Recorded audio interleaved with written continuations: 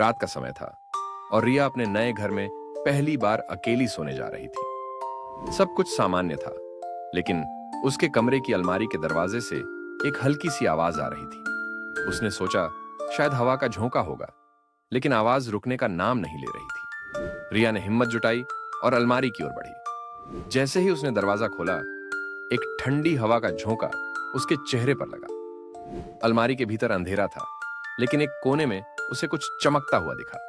उसने टॉर्च की रोशनी डाली तो पाया कि वहां एक पुरानी तस्वीर थी।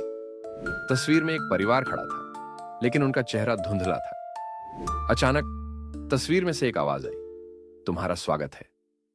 रिया ने घबराकर पीछे हटने की कोशिश की, लेकिन उसके पैर अलमारी की दरवाजे से टकरा गए। जब उसने दोबारा तस्वीर की ओर देखा, तो पाया कि तस्वीर में अब उसका चेहरा भी था। उसकी चीख कमरे की दीवारों से टकराई, लेकिन कोई सुनने वाला नहीं था। रिया को समझ नहीं आ रहा था कि वह कैसे इस अलमारी से बाहर निकले। जैसे ही उसने पीछे मुड़कर देखा, अलमारी का दरवाजा बंद हो चुका था।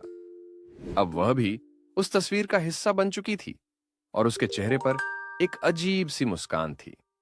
सब कुछ शांत हो गया, जैसे वह कभी वहां नहीं थी। Subscribe and like for more videos.